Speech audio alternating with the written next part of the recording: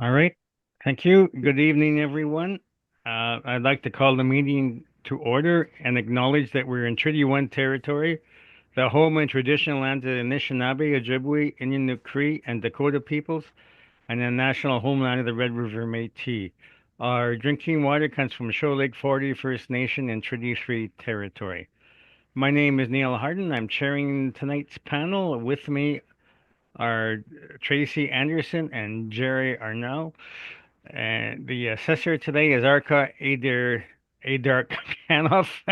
Adark, I hope I got that right. And the administrative personnel is Tristan Bredden. Uh, we will be hearing applications for revision of the assessment role in accordance with the Municipal Assessment Act. The matters for which revision is requested have been described in each application, and will limit discussion to those matters. The statements that are made at this hearing are sworn testimony. Anyone speaking to the matters must be sworn in. Be advised that comparisons of assessments of properties are not considered evidence of market value by the board.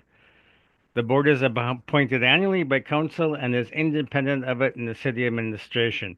It makes its decisions on the basis of the evidence provided at this hearing and issues a written order that will be mailed to all parties as soon as possible.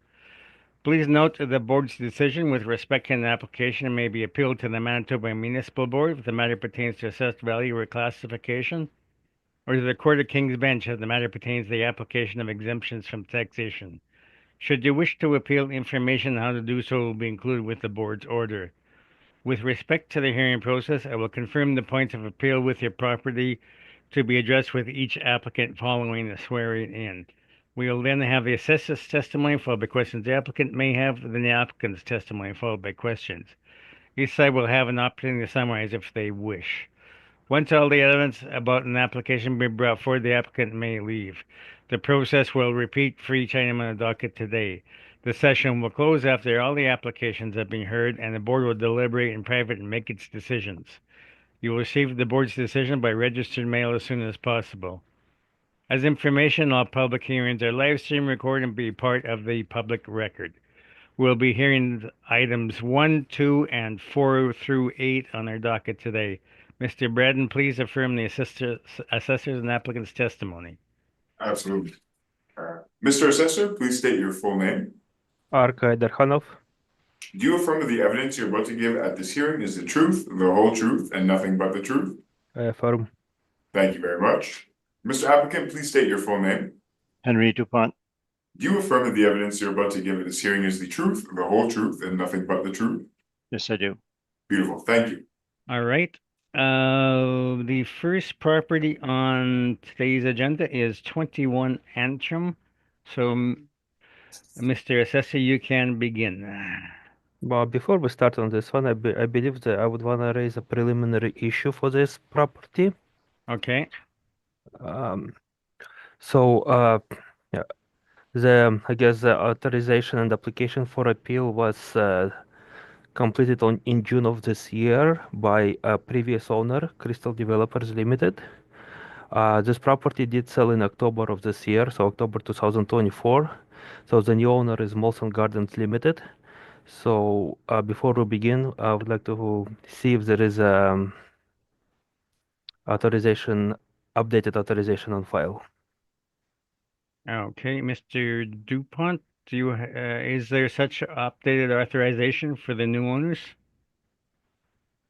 I'm looking. I don't have any. Well, I checked the file.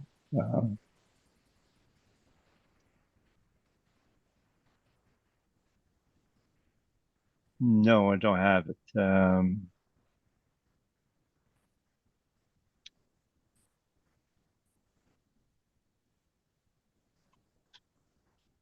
I asked my admin if they had anything, and I didn't get any reply.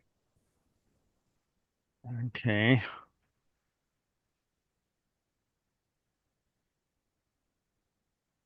All right, so given that the tax year will be 2025, we would need such a indication that the new owner wishes to continue with the appeal.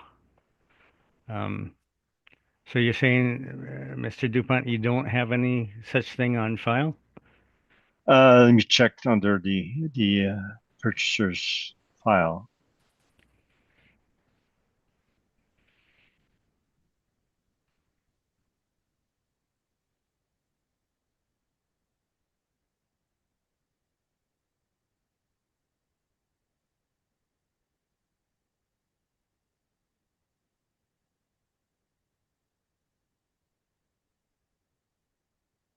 No, I don't have.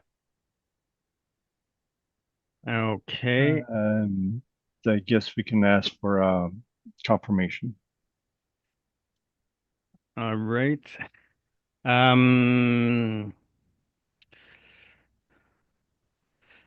okay, I guess yeah, this is a just when you think you've seen everything. Um, okay, Mr. Assessor, what is the city's position on the matter? Well, city's position on the matter would be that this shouldn't be heard as there is no authorization on the file for the appeal to continue. The new property owners um, did not authorize Altus to represent them. Okay, so you're saying we shouldn't hear this at all rather than simply confirm the assessment? Yeah, I believe it shouldn't be heard. Can you put that to the end of the docket today? I just sent an email to my admin, see if she knows there's an LOA on the way or somewheres. Okay, yeah, in the interest of fairness to the taxpayer, then we will move this to the end of the agenda, and then deal Okay, with the matter at that time. sounds good. Okay, we will move on to 1301 Rothesay. Now I have to open different files, so I shall do so.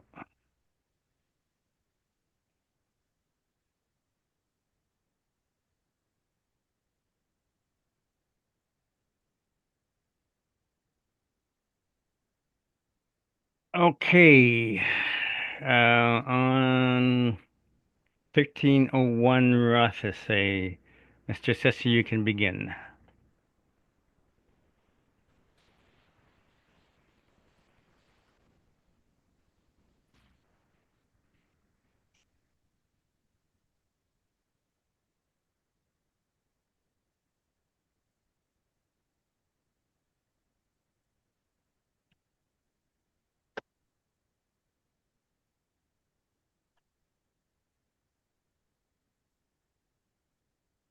Yep. So subject property with the roll number 04 000337500. Address 1301 Rosasay Street. Owner Norway House Holdings Limited. Roll year 2025.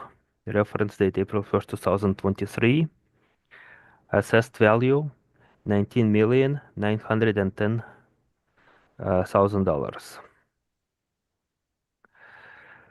Property consists of two buildings, and main building is has 6 stories, built in 1967 with the same year effective age. It has 150 suites and 132 parking stalls. Land area 111,836 square feet.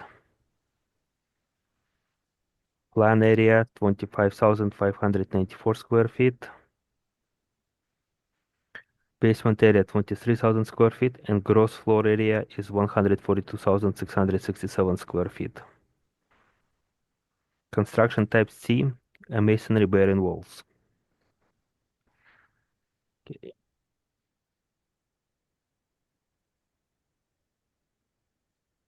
Okay, page 2 provides aerial view of subject property.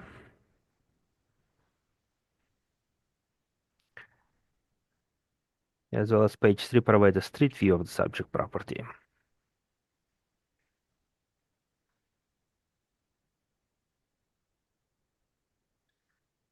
Okay, so there is no history for subject sale. Income summary would be suite mix consists of 9 bachelor suites, 85 one bedrooms, 50 two bedrooms, and 6 three bedrooms. Total 150. Model calculated gross potential rent is $2,268,774 with a vacancy rate of 2.6%. Vacancy is $58,988. Effective gross income is $2,209,786. Expense ratio rate is 45.49%, with expenses being equal $1,005,232. Net operating income arrives to be $1,204,554. And cap rate is 6.05% with a capitalized income of $19,909,983, rounded to be $19,910,000. So this estimated market value divided by number of suits provides market value per suit is $132,733.33.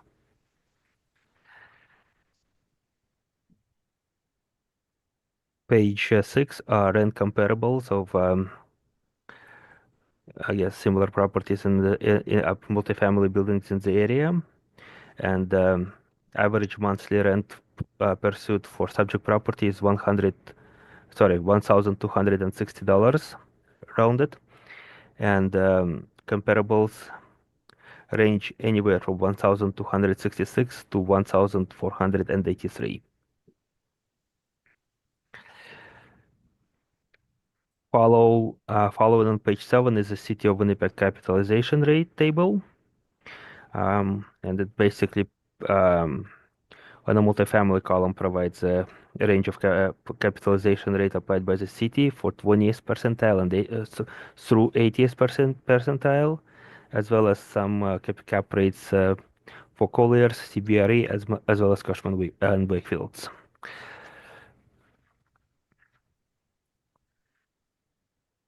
Page 8 shows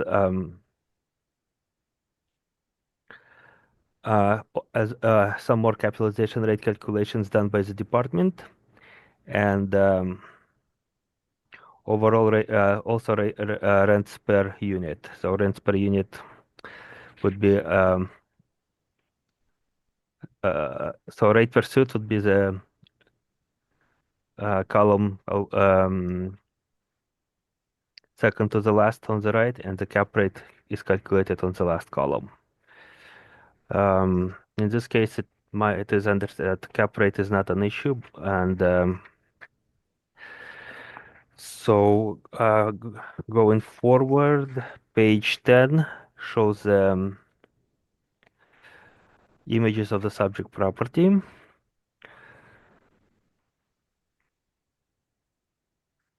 Units do appear to be a bit renovated. So that would be page 10, 11, 12, 13.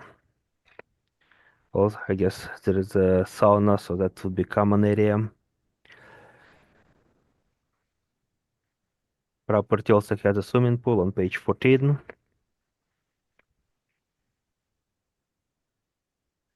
Page 16 provides a bit more of aerial view for subject property.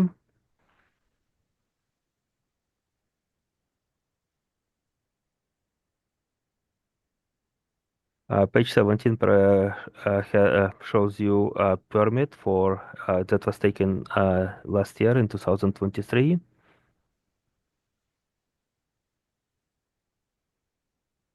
So for some heat recovery ventilators to be installed on the top of rooftop for $525,000 declared value. Page 18 also has a permit that was taken out in 2021 for balcony work repairs and replacement of guardrails. The permit declared construction value is $1,225,000. And the last is most recent applicable, so 2022 income and expense mailers that property owners have provided to the department. Thank you very much. I'm open to your questions. Okay, questions, Mr. Dupont?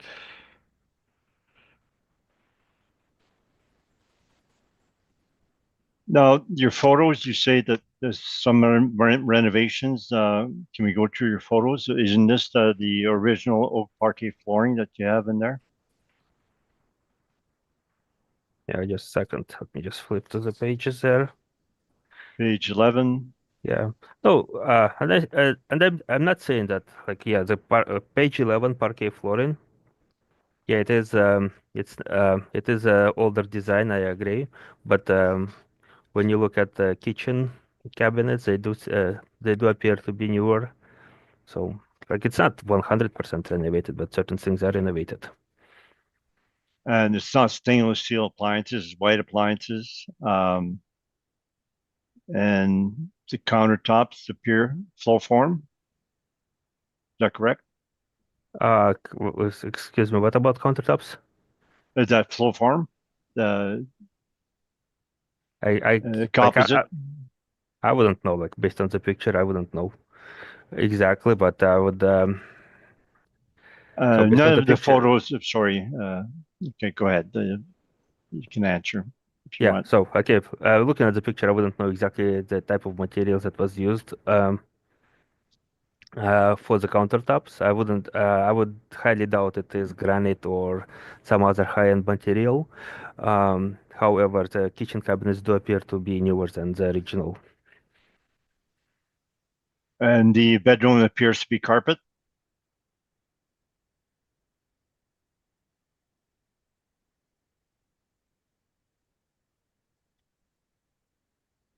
That would be on page 12, or is there a better picture of the bedroom?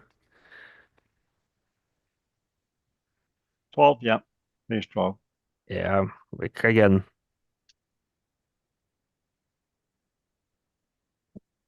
inconclusive on my end. Well, does look like a carpet. One cannot confirm it.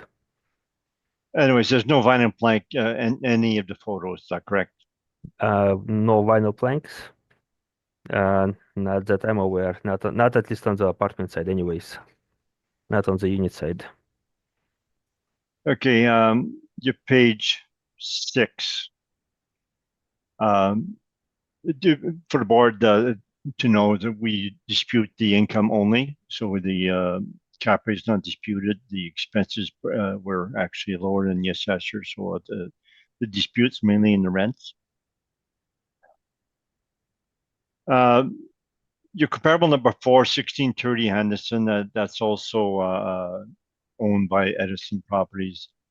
You have it as 1400 rent. Now we do the appeal on this property, and we have it at 1155 as your rent. So where did you get your 1400? Which comparable is it? Sorry. 1630 Henderson. Okay, so that's the rent is provided by the I guess by our model. It's a model rent, not actual rent. Well, I cannot tell you exactly, but it's a computer this particular form is generated by our model. So with I cannot tell you exactly where that number is pulling from. Okay. So you don't know if that's pre-discount rent or after discount or anything like that. Nope, I cannot tell you. No.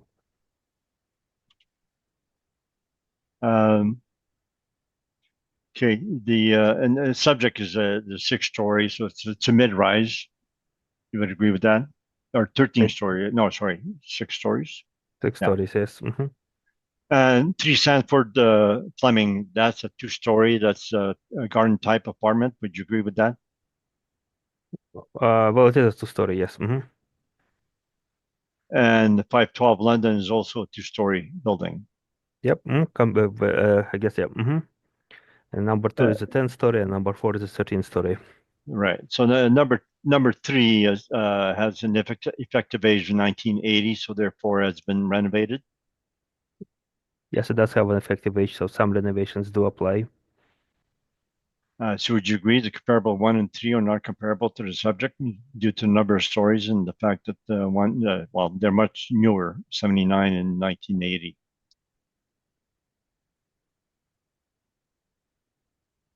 Well, they're not the best comparables, right? So like there is a difference in the building style. They're a bit newer. Do you know anything about 415 Edison as to whether it's been renovated or anything? That show 1969 year build, so that's how we take it. I mean, subject property also has some stuff done to it, but it doesn't have an effective age, right?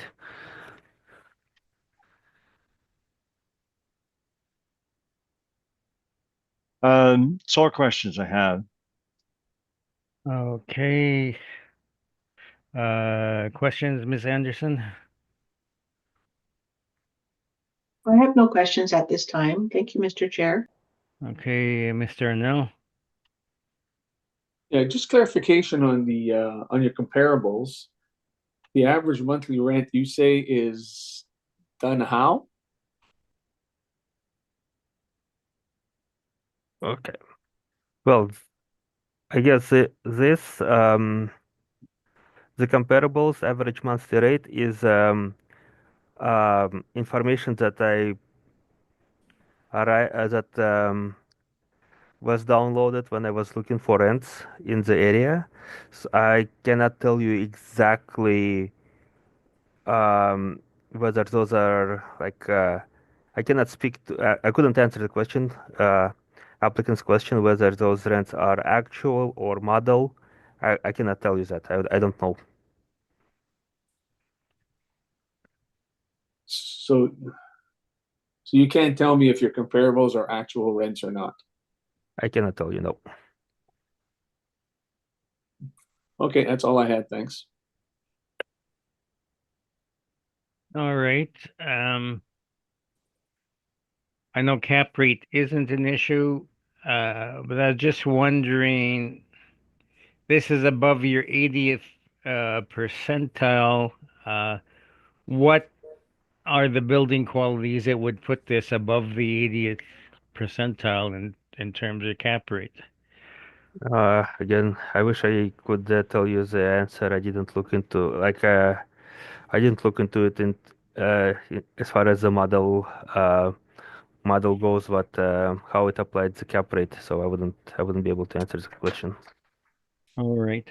Okay, thank you very much. So, Mr. DuPont, you can give us your presentation. Like to give verbal rebuttal on this rents, if that's Well, possible at this time. rebuttal usually comes at the end. So if you give your presentation, then we'll have questions, and then your rebuttal followed by questions.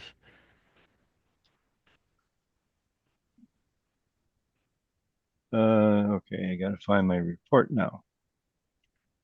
So we're doing Rothsay? Yes. Yeah, okay. You got the photos there, and I also have photos in the appendix, starting page 17. I believe it's the same photos, or very similar. Maybe I have more photos, but nevertheless, it's still oak parquet floors and still the white, well, it's white appliances and cupboards are likely not original, but most apartments that age don't have original cupboards anyways, but it's not high-end cupboard, so it's not renovated in any way. The page 12 is where we start. our income approach. So we, at the bottom line 34, we don't dispute the cap rate. So the line 1 shows the potential gross rents from the financial statements. Then they have discounts. They have a little bit more than 10% discounts. And line 3, we use the actual rents that they have, which is 1053, and the assessor is 1260. And they have vacancy. You can see the 3 years 9.8, 7.3, 4.3, and we stabilize at 4.3 at the actual vacancy, and we stabilize at the 3-year bad debts. Then we add the laundry and the parking at actual 2022, and miscellaneous, we use the 3-year income. So line 13, we're at 1922, and the assessors with 2209. So that's a big difference. Expenses, we stabilize the normal way so that we go the last year for insurance, utilities, taxes, caretaking. Those normally are done that way, and then some of the items are done on the 3-year average, or shown there on the remarked 3-year average. The repair maintenance, we done that separately, and it's relatively low at $16.92 per suite, and that's shown on page 13. So we have a breakdown of all the different expenses that they have. We exclude the top 4 in red. Those are extraordinary repairs. We don't allow those. And then for most of them, we allow the 5-year average is what we stabilize at, except when it's in red. So for fire and safety, we disallowed the high year in 2022. Flooring replacement, if you see what we stabilize $184 per suite, which is much lower than the maximum of $500. And appliance replacement is $79 per suite, and that's our 5-year average. There again, that's much lower than $225 per suite maximum. Those maximums are the cost of flooring and appliances if it's replaced every 8 years. So if it's higher than 500, it shows that they're replacing more than 8 years. So it would be more renovations or more all at once. But when it's done below the 500, it's on a recurring basis. So our 1692 is relatively on the low side, which kind of matches the rents. The rents, line 3 at 1053 per suite, is not that terribly high for high rise. Mind you, it's 1967. So line 33, we stabilize NOI 1030 versus the assessor 1204. So we're 175,000 lower. Line 31, their expenses are 891, and the assessor 1,005. So we have less expenses dollar-wise than the assessor. Expense ratio was similar, but the dollar amount is what counts here. So that basically we have lower rents offset by in part by lower expenses. And the cap rate is not disputed. So we're going with actual rent, actual vacancy, etc. That would be my report, and I do have verbal rebuttal on his rents. Okay. Mr. Assessor, do you have questions on the main report? The main report, like I just have a couple of questions. So potential gross rent for this property is $2,224,150, right? Where does that value come from? You want me to show you on the financials? No, could you explain where that value comes from? Like I don't need to see it at the financials, but I just want to find out like what kind of is it a reported trade basically what I'm getting at? Is it a rate that they report to the residents? I'm losing my words right now. Is that a registered rate, rent basically? Is that what it is? The rents, that's the rent, I guess, registered rents. That's the rents they show as their potential, then the allowed discounts. So quite often, the potential is the rents allowed by rent control, and then they allow discounts so that they don't necessarily charge what is allowed by the rent control. So they have those discounts. What they actually receive for 2022 is 1,896,000.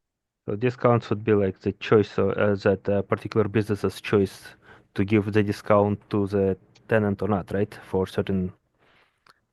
Um, for certain things, right? Is that how I am to understand it? They may or may they don't have to offer discounts basically. The potential rate would be 2,224,000, right? If they wouldn't offer any discounts. Of course. So line page 23 is where we get our information.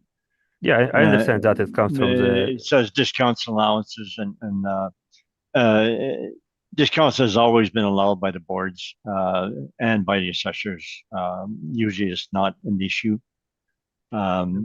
So the owners are giving the discounts because it's the actions in the market. If they don't discount, they have much higher vacancy.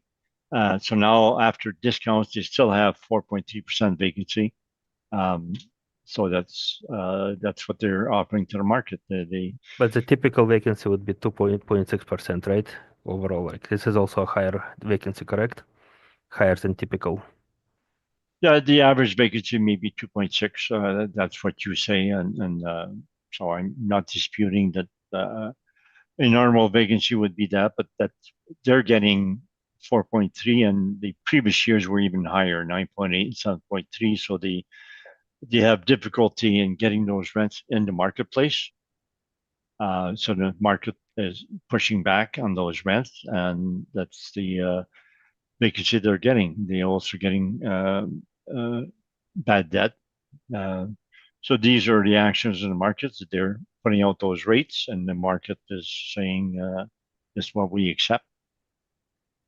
Oh yeah, but this, I guess yeah, but it could also be like a particular manager decision by the business to offer certain discounts and so on to. Okay, is that correct?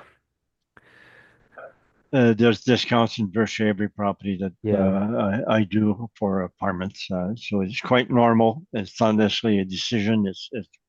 It's what is offered on the market, and it's what the market is taking back. Yeah, so it's good. And were you aware that this property had some work done? Like if you look at my presentation, there were some permits done, right? So some from what it looks like in 2021, some major exterior renovations have been done, right? Balconies and balcony concrete repairs and replacement of guardrails and waterproofing. yeah, it could be. And Yeah. I don't think that increases the value. It's an older property, and they'll have to do some of these structural replacements over time. That's relatively normal. And if you look at my page 13, they have extraordinary repairs every year. We could actually be saying these are recurring. We could actually be using them to stabilize our repair maintenance, but we are not. And I believe it's very generous on our part not to be allowing. Well, they are capital in nature, right? No, it's more it's extraordinary repairs, but it's incurred on a recurring basis. So that if you're buying a property like that, you cannot expect this not to have these types of repairs in the future also. Nevertheless, I'm not allowing them as an expense, but I don't think it's improvements to the property. That what the tenants are looking for is the flooring and the appliances, and that is relatively low. They're spending 184 per suite and 79 per suite on those two items. The painting is also relatively low. Counters is also relatively low. That's what the tenants are looking for, and that's what would be renovations. So these extraordinary repairs are not renovations of the suites. These are necessary items they have to replace or repair over time.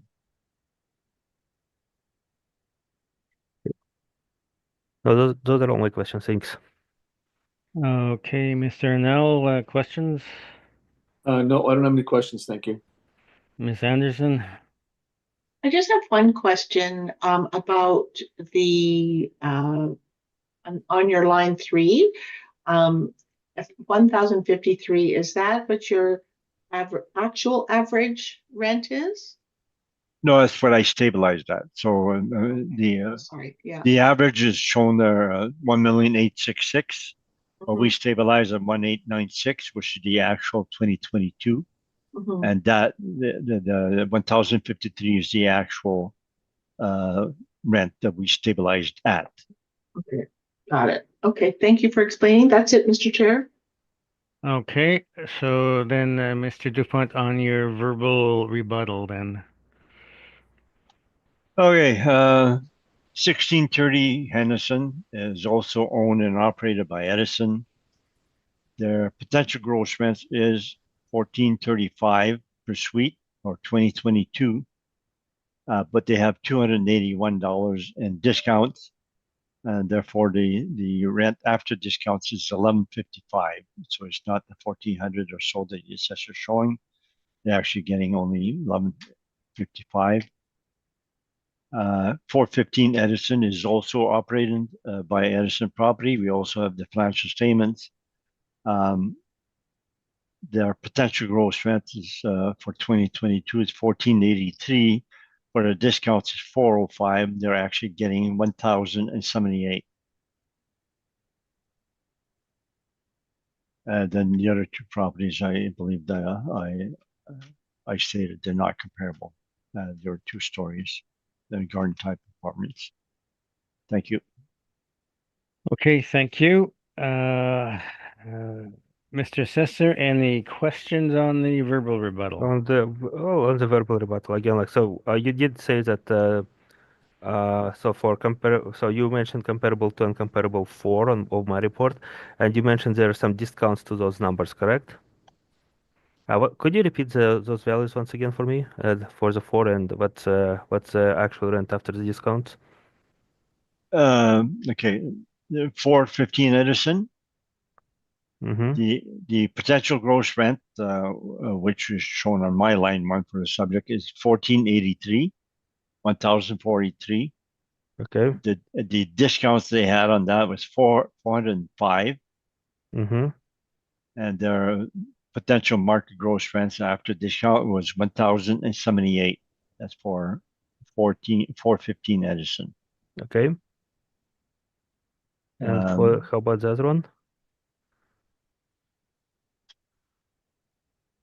1630. The potential gross rents before discount is 1,435. Mm-hmm. Discounts was 281. That's for 2022. And so the potential market gross rents after discount was 1155. Okay. So there, just to be clear, so there are discounts, but overall, even there, like the market rate is probably higher than the subject is, right? Like you're calculating subject at 1053. However, there is market evidence that it could be like 1155 and 1078, correct? Yeah, those two. And the 1630 Henderson's they're spending 1864 per suite for repair maintenance. So that they're all different based on what they're spending on repair maintenance, so that properties with a higher repair maintenance can get higher rents. So those are all my questions. Thanks. Okay, Ms. Anderson, any questions on the rebuttal? I have no questions. Thank you. Mr. Arnell? No questions. Thanks. Okay, and I have no questions, so thank you for that. We'll move to 30 Donwood. Again, I'm going to have to open the files. Me too. 30 Donwood. Mr. Chairman, would it be possible to ask for a 5-minute break? Sure. Thanks. Okay, we'll come back at 5:45 then, if that's sufficient. Mhm. Okay. Okay, welcome back. We will do, next property is 30 Dawnwood. So, Mr. Assessor, you can begin.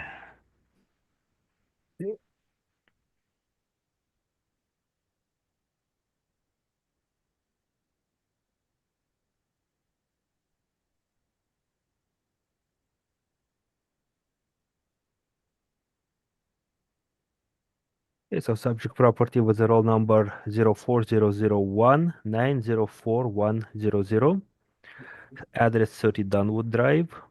Owners are Dunwood Drive Apartments Limited. Roll year 2025. Reference date April 1st, 2023. Assessed value $6,200,000. Okay, so property description. It's an apartment building. It has number of one building with a 3-story. Year built 1973. Effective year built 1973.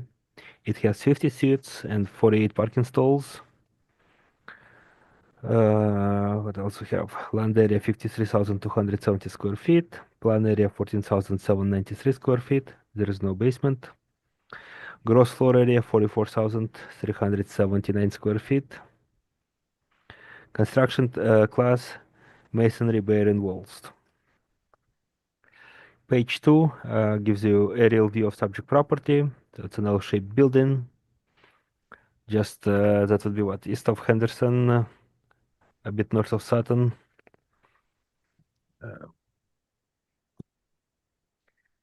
So there is no sales on subject property. That's page 3. All right, page 4, income value summary.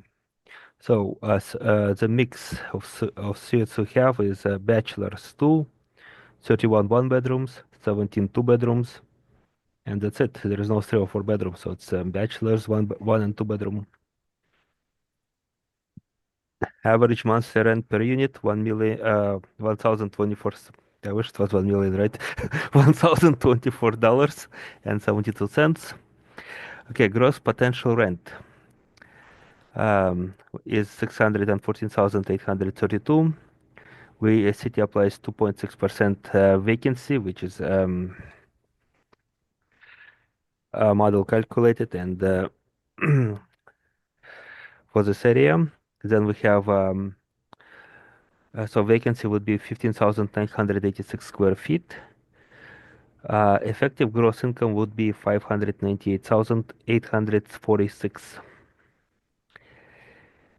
Expense rate is 46.16%, which calculates expenses to be $276,427.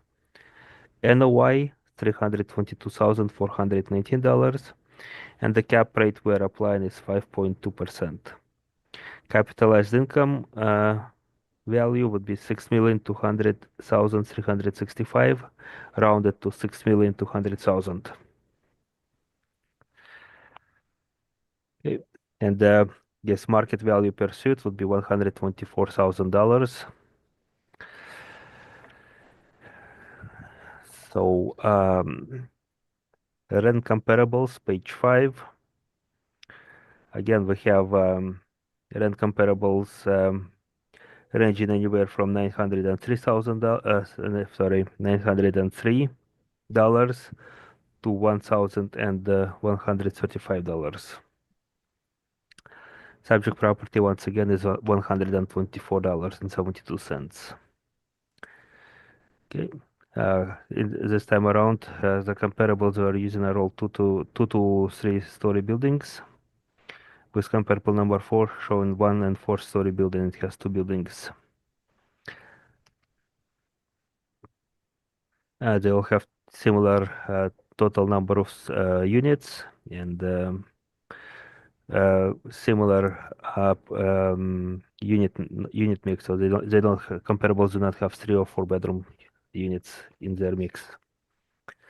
Okay, let's see. Moving forward. Yeah, I guess in this case, what applicant provided information, I guess they are seeking different cap rate. And so the capitalization rate study done by the city. City analyzes all of the income and expenses information provided to them and for multifamily. It shows capitalization rate within 4.75 to 5.45%, which is 20th and 80th percentile. And this supports the capitalization rate applied to this property. Also, cap rate is within the range of other players who do cap rate calculations, which is Colliers, CBRE, and Cushman and Wakefield. So, page 7, again, we have a capitalization rate evidence calculated by the department and provided to you as an example. So it has certain specific addresses, the sale dates, sale prices, type of buildings, year of the building, effective age, um, dollar value per suite when they are sold. So it's basically sale price divided by the number of units, and the cap rate. So cap rate is based on the evidence provided is supported, as well as when you look at I guess a dollar per unit, dollar value per unit. Subject property is $124,000 per unit, which can be seen at the bottom of page number 4. And it is also supported by the comparable sales.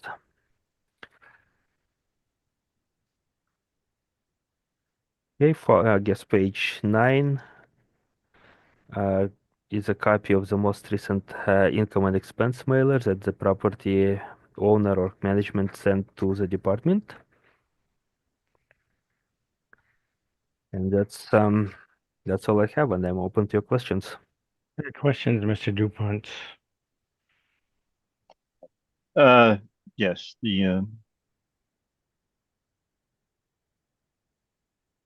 your rent comparables, page 5. So the subject square footage is 888. So the other ones, 3 of them are higher. And there's one, the number 3, 70 Donwood is same. It has actually same suite mix, etc. It has 1104 for rent. Do you know whether those rents are actual before discount, after discount, or a model? Okay, again, as in, I guess you asked me this question in the previous time, so at this time I wouldn't be, I'm not able to answer that question. Okay, your comparable 1 and 2, they have lower rents than what you're giving to the subject. So would you agree that those 2 comparables would indicate a lower rent for the subject? Well, those are those are the rents provided, right? So, subject rent is also calculated based on the overall market rent in the area, right? So there are lower rents and there's higher rents, right? So anyways, comparable 1 and 2 do not support the rents the subject has because they're actually lower. Would you not agree with that? well, the comparable 1 and 2 are lower and comparable 4 is higher. Like those are the numbers, right? I cannot argue them. They are what they are. 962 is less than 1024. 903 is less than 1024. 104 is higher than 1024, and 1135 is higher than 1024. Okay, so your cap rates on page 7. Now you show the sale price and the cap rates. Do you show any of your calculations to arrive at those cap rates? Not on this report, no. So you don't have any income approach for any of those? No, I did. No.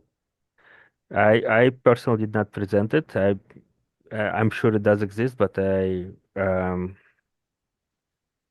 it's not something that is presented. What is presented here is a cap rate study based on cap rate calculation that was done by the department. It's a standard cap rate calculation that the department is using this time around. So your tour comparable 150 Hendon, do you know whether you used the actual rents and place at the time of sale or the rents from the previous year? I wouldn't know.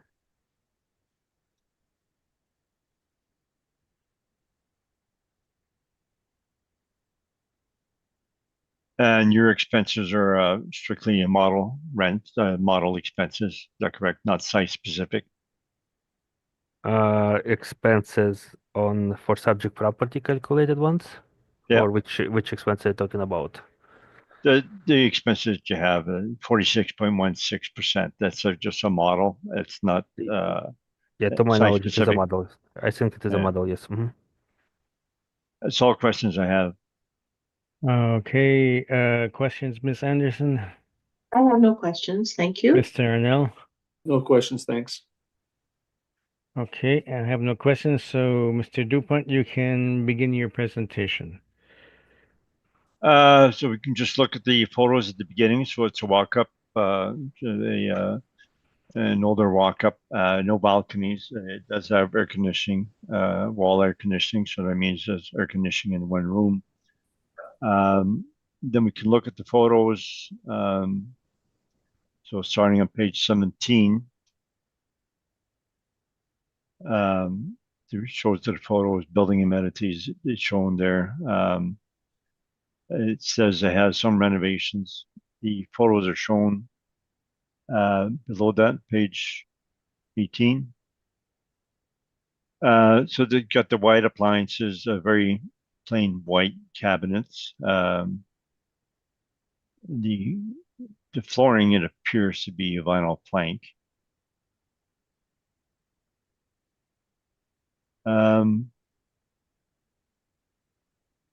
Yeah, I guess there's not much else to look at the photos. They put in some furniture in there as would be digital furniture and make it look better. So we can go to the income approach, which first we have page 12. So the cap rates that we have from our cap rate study for 1970 to 1989, we have 5.5 to 6.25. And this property we're giving it 5.5, so we're giving it at the low end of our range. The condition, we say renovated in 2011, 12 years ago, so the renovations are quite old. And amenities, we say nil, there's no balconies. And suite size, it's 888 GFP per suite, so that's including the corridors. So the suites would be smaller than 888. So then the next page, page 13, the income approach. So you can see the line one's potential gross rent that it has, and it has some discounts, and they have discounts virtually every year at the same level. The vacancies, 4.3, 3.5, 6.5. The 3-year average is 4.8. We stabilize at the 3-year average, 4.8, which is less than the 6.5 that they had for that year. The rents hardly increased from 21 to 2022, but the vacancy more than double, just about double, so that the market is pushing back on those rents. So it's based on the condition that it has, that it offers to the market, and the rents are asking, they're getting that amount of vacancy. So the line 3, the rents are getting is $9.59 after discount. The assessor's $10.25. But then after we add laundry, parking, line 13, we're at 572, just at 598. So we're still lower than the assessor, based on a site-specific basis. Line 11, they have a realty tax refund, $13,842. We did not show that in the income because it would distort the income, because that's actually a rebate check that the provincial government sends out. So it should actually go as a deduction off the expenses. So line 30. We show the for 22 taxes, 51,000. That's after discount. Maybe I should show you in the financials the actual taxes that they show is 65,000.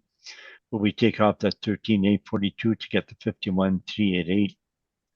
And maybe we can go quickly to that. You can find it page 23. In the middle of the page, you have realty tax. Under waste and snow, W&S, they have 65,230. That's their declared taxes. And then you'll see that the above the line, they have the income and the rebate tax is shown there, 13,842. So that's just to show you how we arrive at our taxes on our page 13. The expenses are relatively low for the repair maintenance. Line 27 is 923 per suite that we stabilized at. We showed the stabilization on page 14. And if you look at flooring replacement, is extremely low, mainly because they replaced the flooring back in 2011. So it's only $14 per suite on average, and the appliance replacement is only $22 per suite. So it's relatively low. That's not sustainable. So in the future, when those appliances and flooring gets older, they'll have to start replacing them again. But nevertheless, we went with the actuals. So we stabilized at the low amounts, $14 and $22. The painting is also very low at $84 per suite. No replacement counters and cupboards in the last 5 years. So the stabilized repair and maintenance is quite low at $923. But it's site specific, and that's what we use. We disallowed two items, HVAC and fire and safety, that were higher for a couple of years there, and shows that spreadsheet. So back to page 13, we stabilize expenses on a normal way, the yearly average for certain items and the actual for other items like insurance and utilities and taxes and caretaker. So our expenses, line 31, were less than the assessor. Dollar-wise, we're 261 versus the assessor 276. Our expense ratio is even also a bit lower, 45.7 to 46.2. We're site specific. I believe we should be going with the site specific. So we start off with line 13, about 26,000 less, and EGI less expenses. So line 23, when they end up at 310 or 311 rounded off versus the assessor 322. So we have a slight difference in NOI, and then a difference in cap rate 5.5 versus 5.2. So our value is 5,648,000 versus the assessment 6,200. That would be my report, except I would like to present my cap rate study. Okay, go ahead. Present the study? Yes. Okay, so you probably all seen the study. No, hold on here. When do we have questions on the property itself, then we'll go into the cap rate study. Okay. Okay, let's have questions on the property itself. Mr. Assessor, go ahead. Well, actually, let's see. Put my thoughts together. Yes, I was kind of more looking at stuff with the cap rates, and I probably would save my because it's for the most part it's a cap cap rate related. So I'll probably save my question later, and I'll have to introduce our city rebuttal as well for the cap rate. But for now, for this, I don't think. Let me just let's see. No, yeah, for this, I don't think I have questions at this point. Thank you. Okay, questions, Mr. Nell? Just one in regards to the discounts you keep mentioning. Like, where in your financials can I find these discounts? Is it so much a square foot? Is it just a bulk number? Like, where's the background of these discount numbers? This a page that I showed you a while ago, page 23. If you look on the top year to date, monthly charge is $658, and tenant rent adjustment minus 11,000. You show the vacancy loss, and they have rental incentive 58, rental incentive move-in bonus 12. So we add the three items: the tenant rent adjustments, the rent incentive, and the rental incentive bonus. Those three amounts. Okay. So it's 11 and 58, so that'd be 69 and 12. So that'd be 79, 81. So that's what I'm adding in my head. And that we have 82, 5, 112 on page 13. So that's where they come from. Okay, thank you. That's all I had. Okay, Ms. Anderson. I have no questions, thank you. Okay, now the cap rate study. Oh, okay. Cap rate study. Now you probably all seen it. You don't want to spend too much time on it. So our cap rates, the six cap rate comparables are page 12. We show the basics on them. And then at page 13, we have the individual income approach for each of the cap rates. Then some of them will have the repair maintenance also as a second page. The notable ones are 150 Hendon, which is page 20. The assessor has that one also. And if you look on that, the actual rent line 8 on page 20 for that cap rate was 596,000. But they increased the rents. They applied for above guideline increase. They obtained that on the possession date, June 1st, 2021. So they applied likely right after the 2020 year end. They used those statements to send to the RTB. And then those rents became applicable on the date of possession. And if you look line 27, the repair maintenance, it was in the 50,000 for 17 and 18. Then they spent 105, 114. So they spent higher repair maintenance, and that what allowed them to ask for an increase above the guideline. So they did some renovations. Then they were able to increase the rents. So the purchase price on the actual rents at the time of the sale, the cap rate is 5.42% on that. The next one that's a bit notable is page 21. That's 2390 McPhillips. It's another large property. That one's a new property, 2015. Shows the actual rents, line 3. 1,445,000. We stabilized 1,649. We stabilized at market rents. The rents were below market. And we used CMHC rents. The purchaser increased the rents by 25% right after purchase, or well, not right after, within 2 years. The ad that we have in our evidence is that 2022, which is a year and a half after, asking rents were 25% higher. So they bought the property, increased the rents. We didn't use the higher rents of 25% actually received after. We use a CMHC rent, which is in between, and the cap rate we calculate is 5.59. Page 22 shows how we arrived at CMHC. Then we have the paragraph at the bottom about the increase in rents of 24.5%. And then we have further on in the appendix 10, 12 pages of supporting documents for those two comparables, as well as supporting documents, financial statements for each of those cap rate comparables. Thank you. That's my cap rate evidence. Okay, questions on that, Mr. Assessor?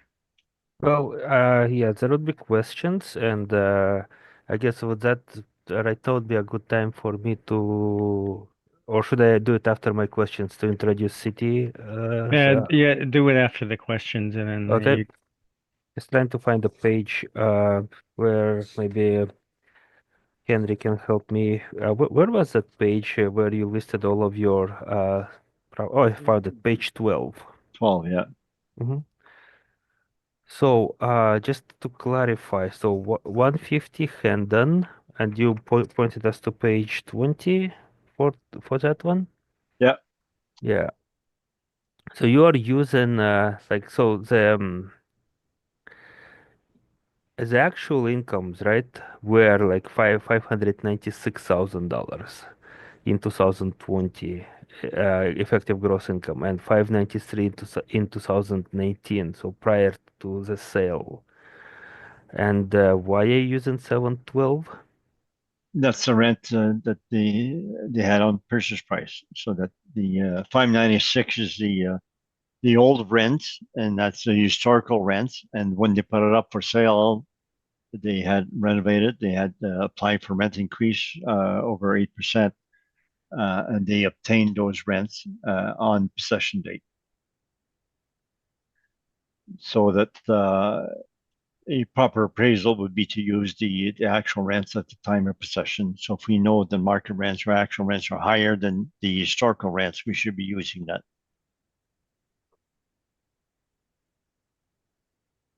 Yep. I think, and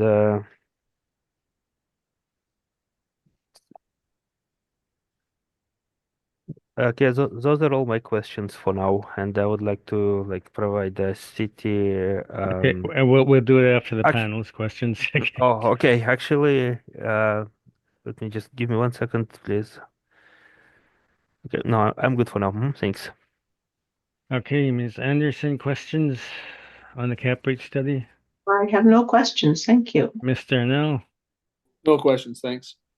Okay, my question is, these six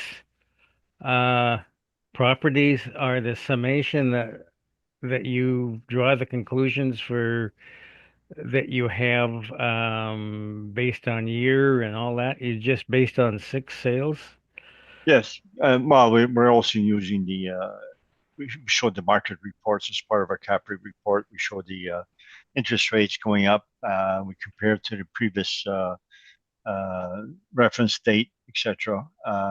We show we do other analysis of other data, and then that's what we end up Okay, with our conclusions. Yes. but you would agree that the city has a lot more sales available than would they not? I disagree with all their calculations, and they don't show what they have. So I don't think that, and they have some really low cap rates, like 3.6, that don't make any sense. And I know Hendon and McPhillips, they're not using the actual rents or market rents at the time of the sale. Okay, but now on that, uh, you are always one to say that if you increase the rent, you'll get market pushback and it'll be shown in increased vacancy and whatnot. Would we not expect that sort of effect when they increase the rent on these two properties? On 150 Hendon, we actually give the 2022, 2022 questionnaire the year after the sale, and they got the full sum in 12 in rent, less a very small amount of vacancy. So we showed that they had virtually no vacancy. They were able to absorb that rent increase on Hendon. And 2290 McPhillips, we showed the ad from the purchaser. The rents are asking 25% higher. So you have to have 5, 10, 15% vacancy or discounts. They're still much higher than what they put it up for sale with. All right, thank you. So, Mr. Sessa, then on your rebuttal. Okay. So for the rebuttal, I did provide the document. I did email it to the board. If Do we have that in our package there yet, Mr. Breton? You should, yes. If you refresh the SharePoint, it should be listed as A and T rebuttal, and it should follow number 7 of the orders, I believe. Yeah, Okay, I got it. beautiful. Okay, Okay. So we'll start with, I guess, page number 1. So I'll just go page by page real quick. City of Winnipeg rebuttal to Altus cap rate analysis, and it basically shows certain things. It provides Altus capitalization rate sales table. It has its own, I guess we do have a slight difference in, like, I don't think we have 150 Hendon in our rebuttal list. We have 345 Talbot, 677 Maryland, 738 Maryland, 738 St. Mary's Road, 100 Maryland, and 2390 McPhillips. So again, like this, the key points here is sales 1 through 3. 1 year of income and expenses information is insufficient to calculate stabilized net operating income. So applicant is using 1 year of income and expense information to come up with a calculation. No Cell number 4, no actual income and expense involved in the calculation of net operating income. So it is unusable. Cell number 5, potential gross income utilized by Altus is not based on historical reported information, and it is incorrectly stabilized. And then it goes into specific examples. So for example, page number 2, 345 Talbot Avenue, you can see only one year for 2021 that has been applied. And I believe if we flip to applicants, that would be similar to applicants page number 13 of the rebuttal.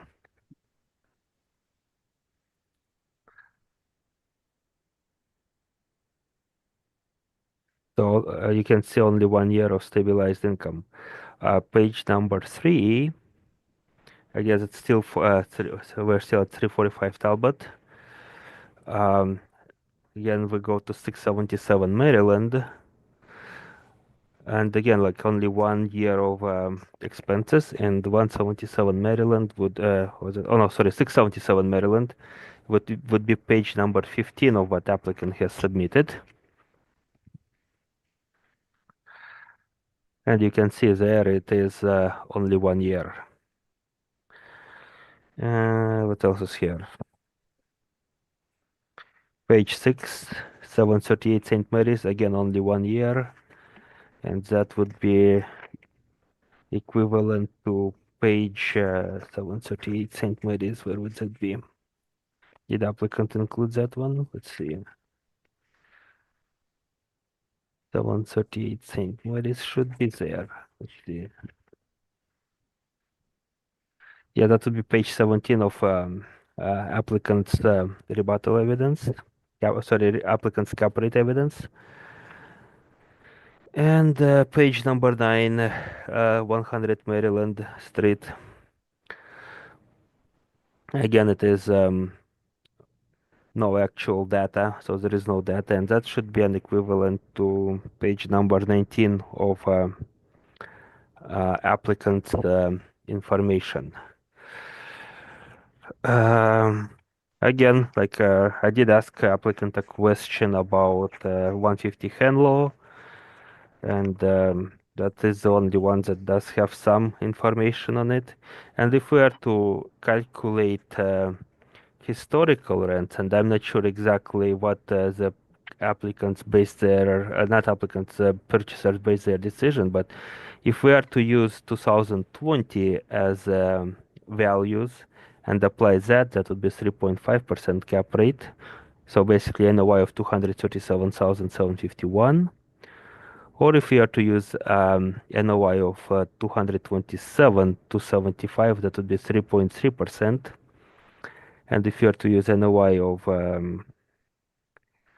2018, again, this would be a historic for sure, 262,027. That's 3.8%.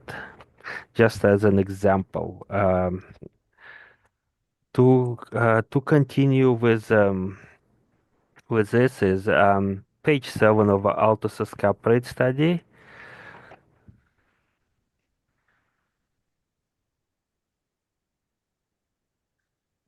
Provides a formula on how cap rate is calculated. So cost of borrowing as well as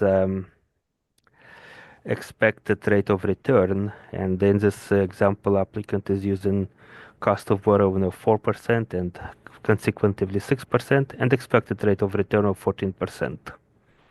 And it would show you how a cap rate goes up from 6.5% to 8%. Very basic formula. However, on page 8 of the report,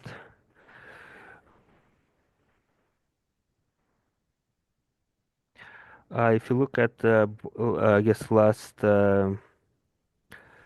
point, the overall national cap rate have thus far increased moderately between Q1 of 2021 and Q1 of 2023, only by 25 to 30 basis points. So what does it mean? When actual cost of borrowing was going up, why didn't it increase a lot, the cap rate? It's very simple, actually. It's a expected rate of return of 14% was probably decreasing. So there is two sides to this formula, and property ownership is an attractive way to invest. Hence, sale prices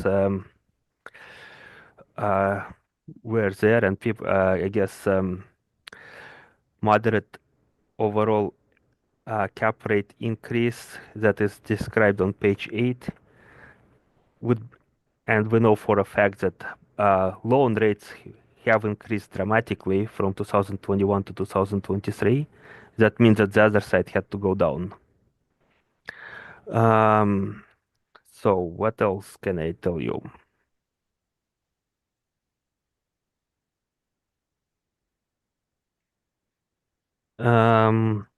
Let's see. I had this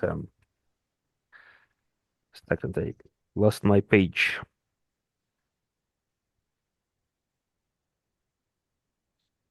Okay. Also, page 28 to page 33 of applicant's cap rate study.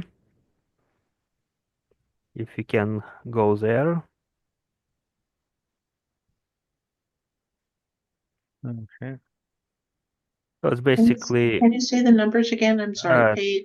28 all the way to page 33. So it I'll just if you just basically what it is, it's market cap rates reports by Colliers, by CBRE, and by Cushman. So page 28, 29, and page 30 would be the 2021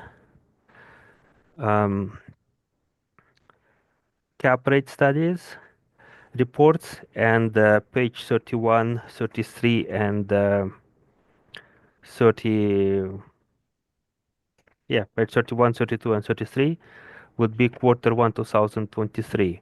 For the most part, there hasn't been any changes to cap rates since 2001 to 2023.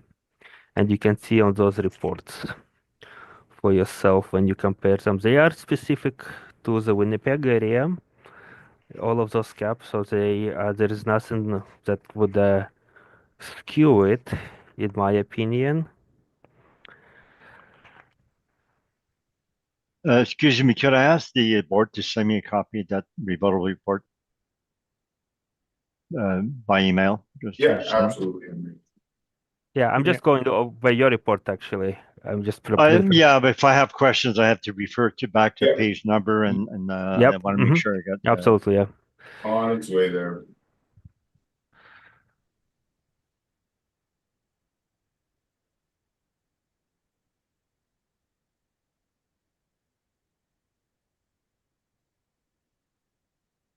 Just send.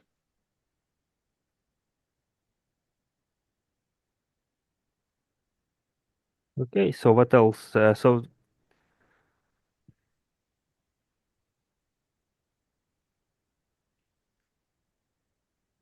I guess in conclusion, I guess cap rates evidence that the city present is supported by the market evidence, and cap rates applied is supported by the market evidence.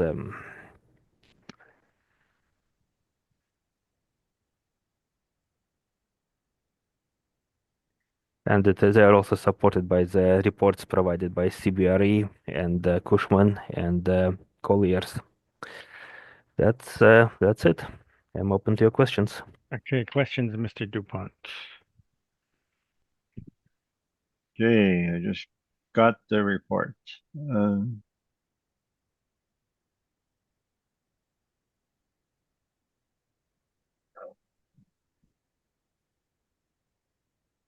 So 345 Talbot, which is your page 2. Mm-hmm. And they say the Altus calculation of rent levels are inconsistent with the rents reported in the prior year. You're not rebutting the fact that the rents were in fact 266,112 in 2022. But it wasn't stabilized. Like to stabilize, you need more than 1 year.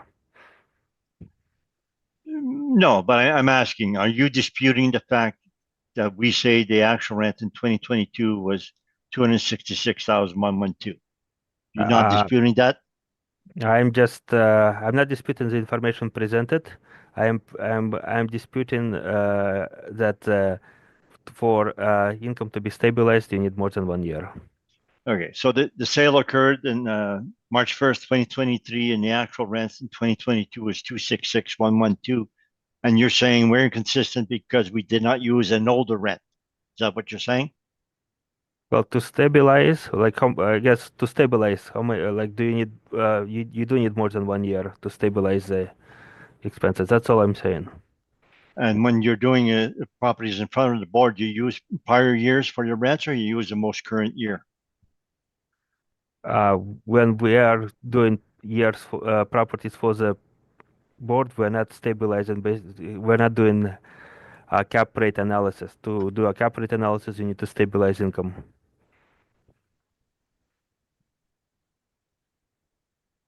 Okay, and then 677 Maryland, your page 4. And you said the Altus rents are inconsistent with the rents reported in the prior year. So the prior year was 262,000. They sold on March 1st, 2023, and the actual rent we used 312. That was on the rent roll of November 2022. Do you dispute that rent roll of November 22 was in fact 312,102? Again, the same answer. Like whatever the information is on the page, I'm not disputing. All I'm saying is to stabilize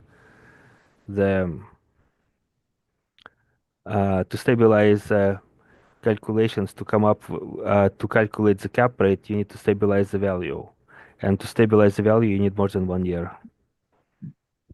And we have the same thing, 738, same areas in page 6. You're saying we're consistent with the rents of prior year, and we get that top right. It says the monthly rent payable, including discounts for 15 units from the brochure was such and such was 149. So you don't dispute that the actual rent that they had at the time of sale was 149. Again, whatever the information there, I don't think I'm here to dispute. What I am presenting is that to stabilize, you need more than 1 year. 1 year of income and expense is insufficient to determine the cap rate. That's all the questions I have. Okay, questions, Ms. Anderson? I have no questions, thank you. Mr. Anel? No questions, thanks. Okay, and I have no questions, so thank you for that. And I believe if there is more cap rate there are a few more properties with a cap rate. Like probably would this be applicable to all of them, or should we go through this for each file? Yeah, I think we do want to go to bed tonight, so we'll consider it carried forward. Okay,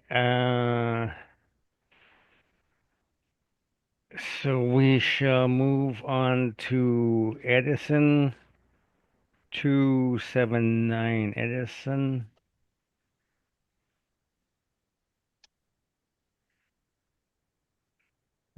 So again, I have to open the files.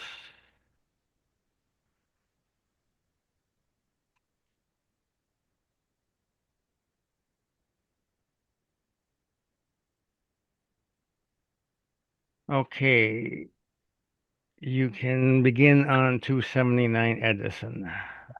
I just need probably somewhere around less than a minute to open up my files.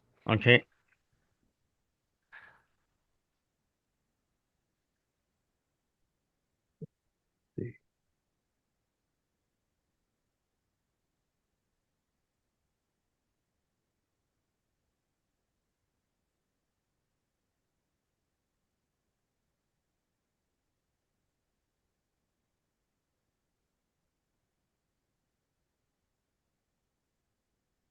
Okay, so subject property, roll number 04000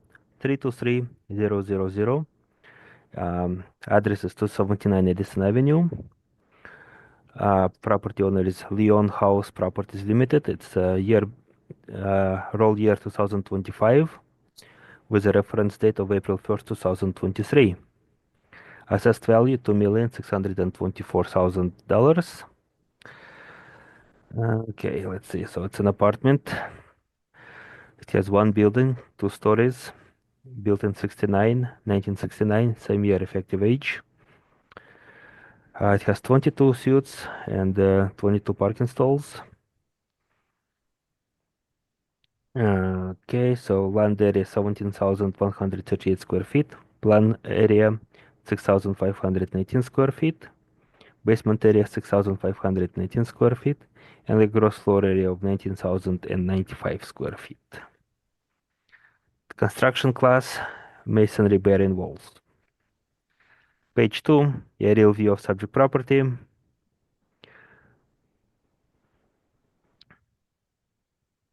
So let's see. Subject sale history, page 3, nothing there. Page 4, income value summary.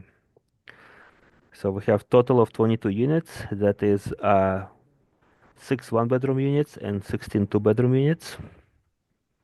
Average monthly rent per unit, $972.75. Gross potential rent, $256,806. With a vacancy rate applied at 2.6%. Vacancy is $6,677. Effective gross income, 250,129.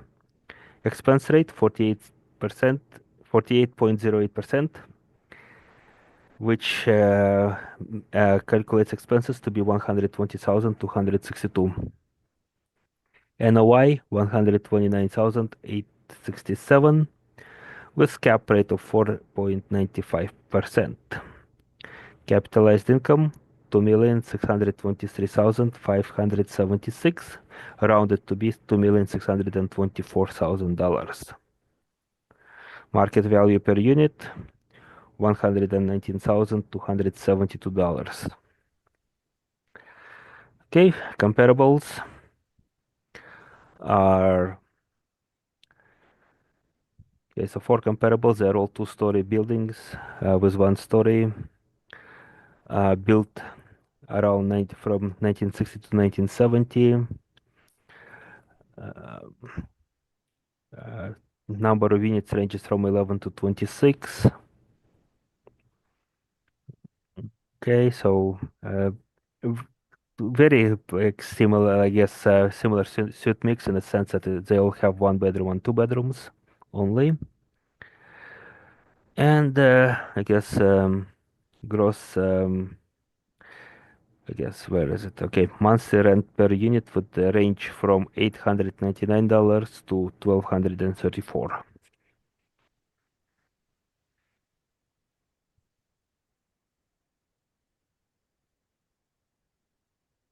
And for the cap rates, again, we just had a discussion about it. City of Winnipeg cap rates are supported by Colliers, CBRE, and Cushman and Wakefield. We are using 20th and 80th percentile, and the percentage for multifamily is anywhere from 4.75 to 5.45. So cap rate is supported in that respect. Further cap rate evidence is provided on page 7.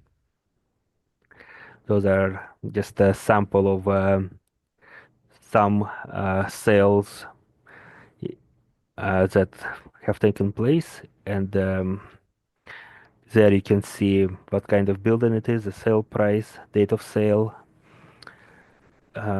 year built, as well as price per unit when it's sold, and the cap rates. Okay, and I guess page 9 forward would be the financial income and expense that was submitted to the city for 2022. That's all I have, and I'm open to your questions. Questions, Mr. Dupont? The cap rate you have there, 4.95, is not a bit on the low side for this age and type of property. Well, it is supported by the cap rate evidence, right? So, Your Colliers and CBRE, et cetera, is on page 6. So Colliers low rise 5 to 6%, and this is an older property. Shouldn't, based on Colliers, shouldn't this cap rate be closer to the 6% than 4.95? yeah, CBRE also shows it, right, at 4.5 and 5.25, 5. So, City has it at 4.75, so it is within the range.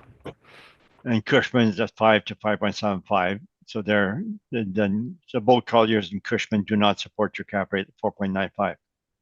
Well, as I said, like those are the ranges, right? And low and high, and City of Winnipeg 20th and 80th percentile is 4.75 to 5.45. So it is supported by the City of Winnipeg And calculations. CBRE shows low rise A and low rise B. This would be a B because it's an older property, 1969. So they're 5 to 5.25. Would you agree with that? No, I don't argue with the numbers. All I'm saying is city, it's also within the City of Winnipeg calculation, and so. Okay, that's all the questions I have. Okay, questions, Mr. Arnaud? No questions, thanks. Ms. Anderson? I have no questions, thank you. Okay, so Mr. Dupont, you can give your presentation. Yes, I guess you just go to the photo page 2. You can see there's air conditioning in the top 2 floors, but then no air conditioning in the basement suites. Because the top 2 floors have it under the window, and there they don't. The basement suites don't have that. And we go into the appendix. We can look at the photos. Page 19. So features and amenities. Not many features and amenities. They said air conditioning, security entrance, storage lockers, and surface parking. So it's not much there. No, air conditioning is not for all the suites, only for the for 2 floors. And the photos shows that in the kitchen they have vinyl sheet. There's no vinyl plank. Living room is carpet. They have white appliances. The cabinets are not original, but they're relatively plain. So the property is very well kept, but it's still older finishes. Bathroom is shown there. I guess it's doesn't show the flooring there, but then the next page, page 21, it shows a living room again with carpet. So in the bedroom, you don't see very much of the floor, but whatever you see shows that it's carpet. So they're very well kept, but they're still older finishes. So if we go to our page 12. So the property is built 1969, and our cap rate study indicates that for 1946, 1969, our cap rate is 5 3/4 is 6.5. And this is, we follow age categories similar to CMHC and the assessors, and so that they have to flow, so that when you have newer properties, 5%, then that should be going up as it ages. So we would have 5.75 start, and we stabilize a cap rate 5.75. Built 1969 is under comments. We say that suites and half basement, there's no air conditioning in the basement suite. Small suite size 889 GFA per suite. So the next page, page 13. So we show the potential rents. 255, we're basically the same as the assessor, 967. So they're getting 967 in rent, but this is 1969 building, relatively small suite. So this is relatively high rent for that age. Vacancy 2.3, we stabilized at the market 2.6. There's bad debt, we did not, so we're saying it's included in 2.6. Then we add laundry and parking. So line 13, we're actually higher than the assessor. We're at 267 versus the assessor at 250. So where we have a difference would be in the expenses. So line 31, our expenses is stabilized 151,000 versus the assessor 120. So we have higher rents, but it's offset by the higher expenses. So line 33, we have NOI 116,000 versus the assessor about 130. So a lot of that would be in the repair maintenance. We stabilize at 2443. All the other items are stabilized in normal manner, so that we don't need to go through that. Page 14 is our analysis of the repair maintenance. This is Phoenix or Globe General. They take really good care of their apartments, and they spend a lot of money upon turnover. And that's the reason they're getting the higher rents for older properties, is because they're spending money on turnover on the properties. So their flooring replacement, it's 403 that we stabilize at. It's not that much per year, 8,800, but it's only 22 suites. And the maximum we have would be 500. So they're near the maximum. Appliance replacement is relatively low, 108 per suite. No, sorry, that's the maintenance. Appliance replacements 202 versus the maximum 225. So they're close to the maximum. The painting, we went to a maximum. So we went 44% of the actual painting. And that is the style of Phoenix. They tend to repaint all their suites whenever they come vacant upon turnover. So they're usually higher versus on their whole portfolio versus averages that we have worked out. But that's the way they manage. So that's their style, that they repaint upon turnover so they can get better rents and less vacancy. Electrical and plumbing, we allowed only at 50% of their average. And pest control, we allowed, we excluded the 2 high years. So the actual repair maintenance will be stabilized at 2443. And the line before, you'll show that the actual we got every year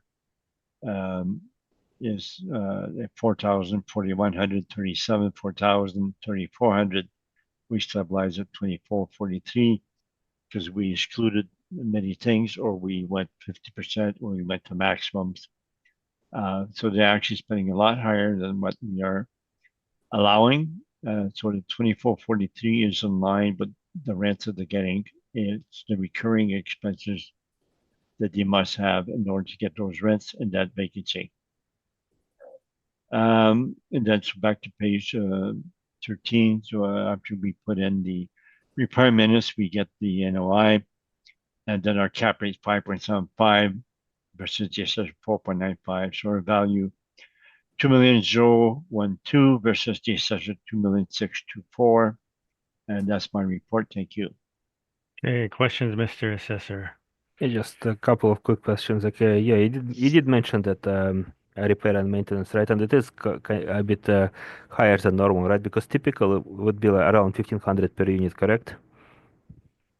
I don't think we've done any statistics, but I would admit that 2,400 is higher than normal.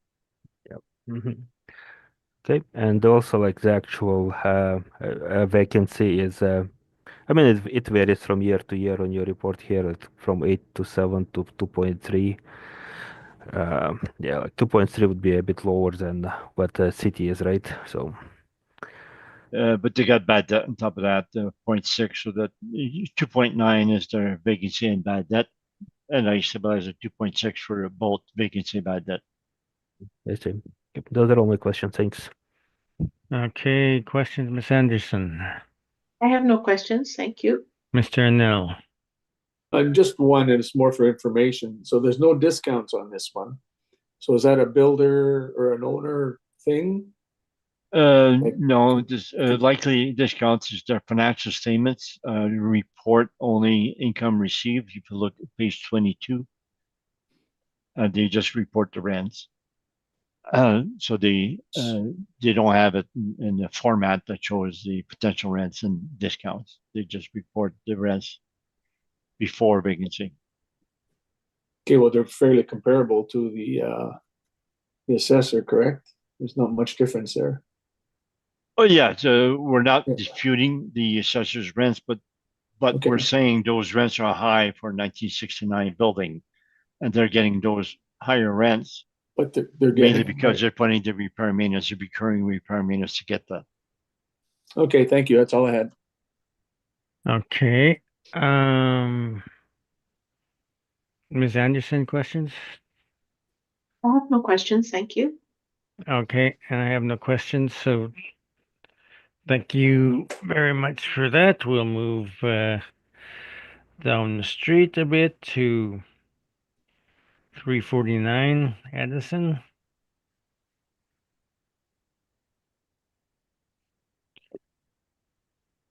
Let me open those files.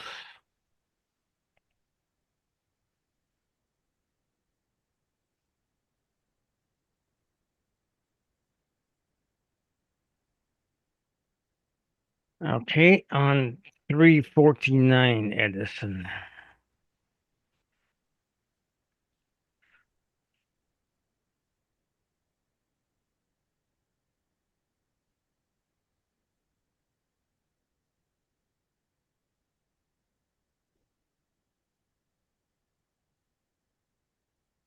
Okay, so subject property was the roll number 04-000-330-500. Address 349 Edison Avenue. Owners 5836272 Manitoba Limited and J Newman Holdings Limited. Roll year 2025. Reference date April 1st, 2023. Assessed value $5,462,000. Okay, so it's an apartment with one building, and the building is a two-story, built in 1965 with the same year effective age. It has 48 units and 37 parking stalls. So land area 37,227 square feet. Plan area 14,805 square feet. Basement area 14,805 square feet. Gross floor area 44,415 square feet. Construction class wood or steel framed exterior walls. Okay. Page 2. Aerial view of subject property. So it's on Edison, just east of Roach.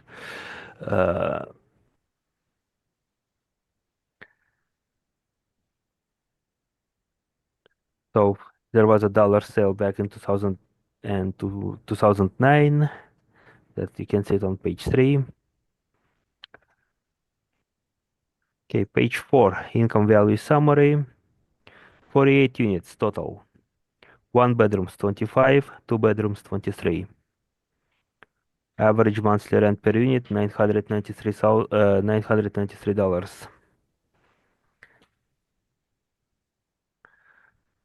So gross potential rent $572,066. Vacancy rate applied is 2.6%, which calculated to be $14,874. Effective gross income $557,192. Expense rate is 47.56%. Expenses are calculated to be 200 and hold on just a second, I'm going blind here. $265,001. There you go. So NOI $292,191. Cap rate 5.35% with I guess was a capitalized income of $5,461,514. So that is rounded to be 5,462,000. Rent per unit, sorry, yeah, market value per unit would be $113,791. Okay.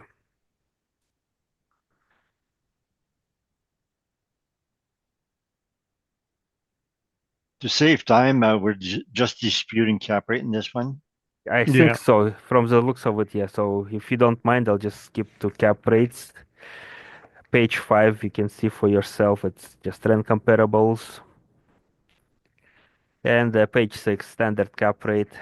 Like we've discussed cap rate in the previous file, which I would like to which we agreed that it would be transferred to all the cap rate disputes. So going back, what was the cap rate here? 5.35% is the cap rate, and it is supported by City of Winnipeg, 20th to 80th percentile, as well as other reports by Colliers, CBRE, and Cushman. Page 7, some specific properties that were used in the cap rate calculations, and further down is the properties income. That's all I have. Thanks. Okay, questions, Mr. Dupont? No questions. Okay, Ms. Anderson, No questions, thank you. Mr. Nell? No questions, thanks. Okay, just my question, compared to the last property, although this one's a little bit larger, this one is kind of towards the upper end of your cap rate range, and the previous was towards your lower end, but they're both the same vintage of building. Can you explain why the difference? I wish I could. All I know is a model applied cap rate. I I cannot give you the specific as to what went into that uh, specific calculation, so I wouldn't know. Okay, thank you. Okay, Mr. Dupont, your presentation, please. We can go to the photos and the ad that it has on page 17. They show the photos and the air conditioning underneath the windows and have basement suites, so it appears basement suites do not have air conditioning. And then it says that maybe it's a bit hard for you to read, but it does say that has been recently updated with some modern plank flooring, refinished hardwood,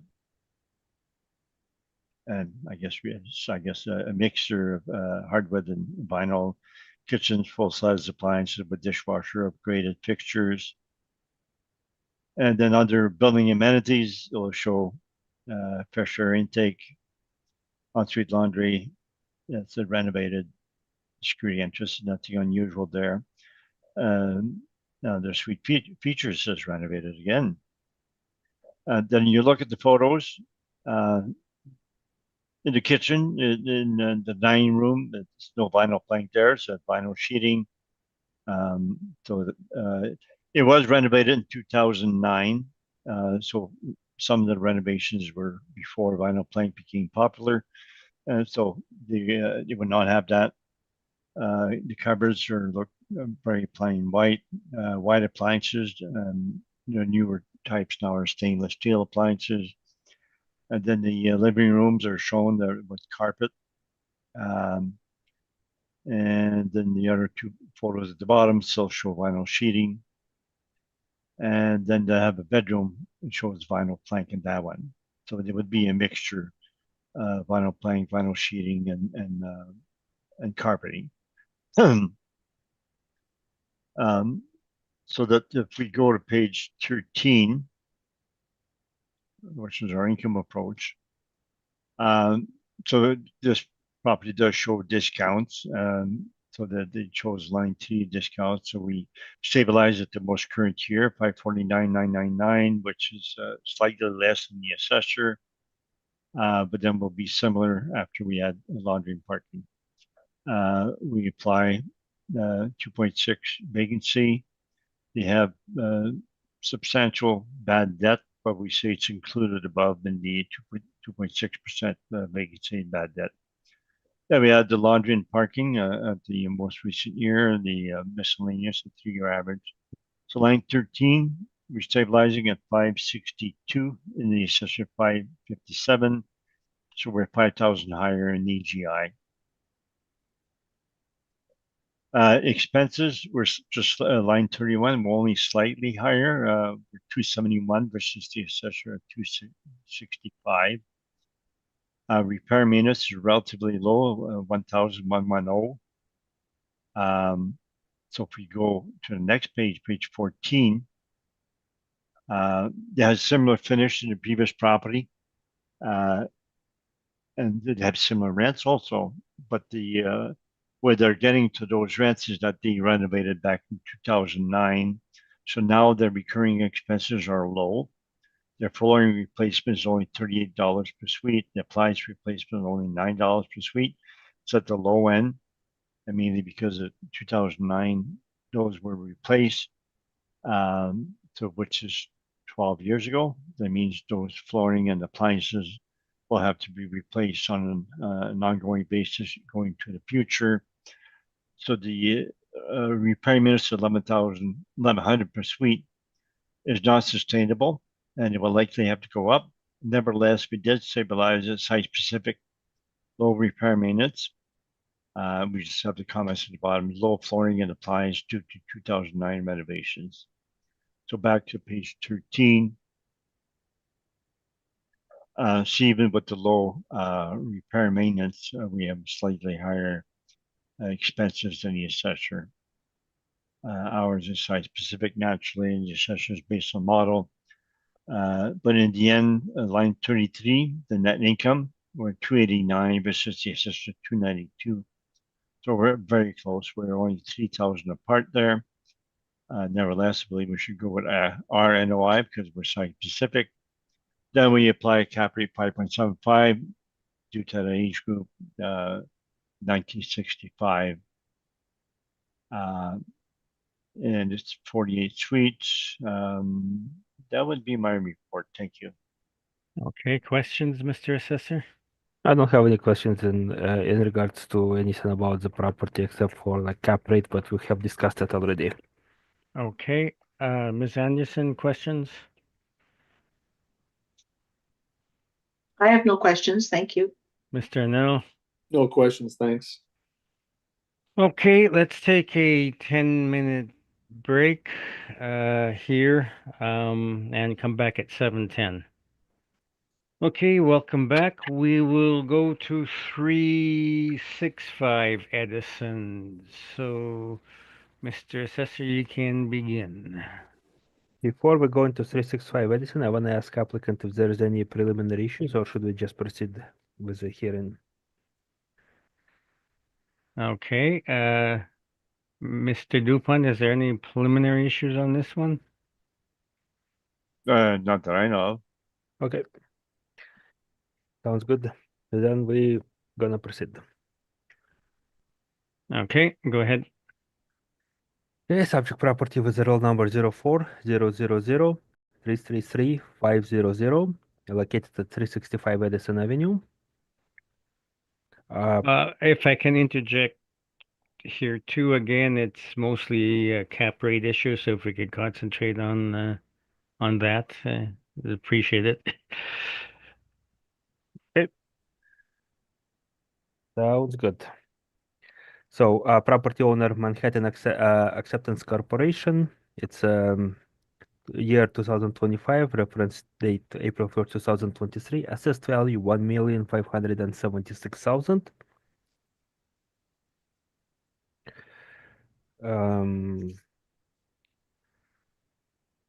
Number of buildings, one. Number of stories, two. Built in 1963. 17 units, 15 parking stalls. Land area 15,350 square feet.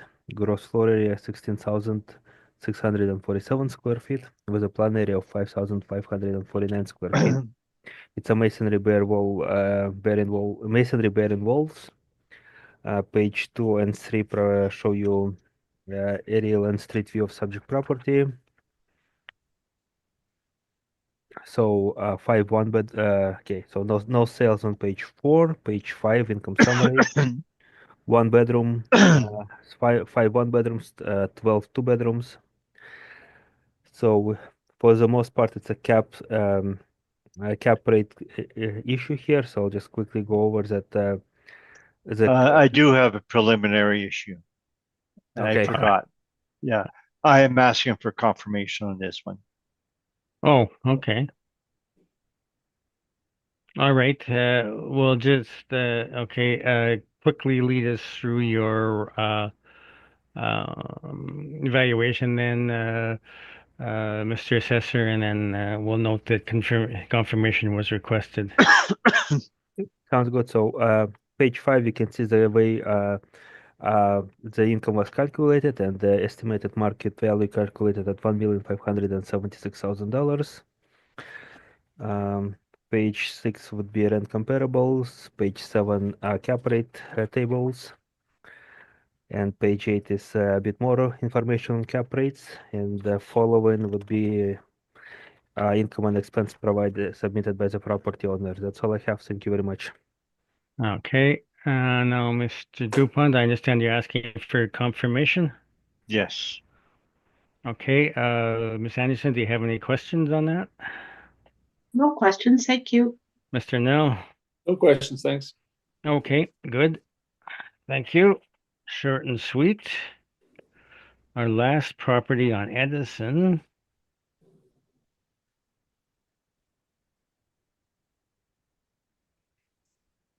is 433 Edison. So again, I will open the files.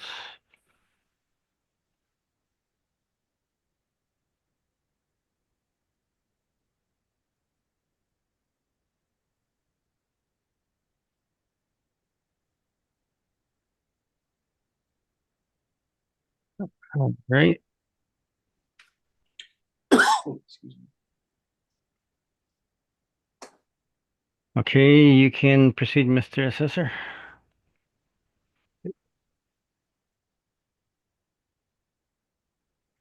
Again, the cap rate seems to be the major issue since it appears that the applicant's NOI is actually higher, but again, focus on the cap rate if you will. So subject property was the roll number 0400034100. Street address 433 Edison Avenue. Owners 5996083 Manitoba Limited. Roll year 2025. Reference date April 1st, 2023. Assessed value $7,257,000. It's one building. The building is a 2-story, built in 1968, same year effective age. Has 48 units and 37 parking stalls. Land area 36,781 square feet. Plan area 13,689 square feet. Gross floor area 54,297 square feet. And the construction class would be wood or steel framed exterior walls. Page 2 shows aerial view of subject property.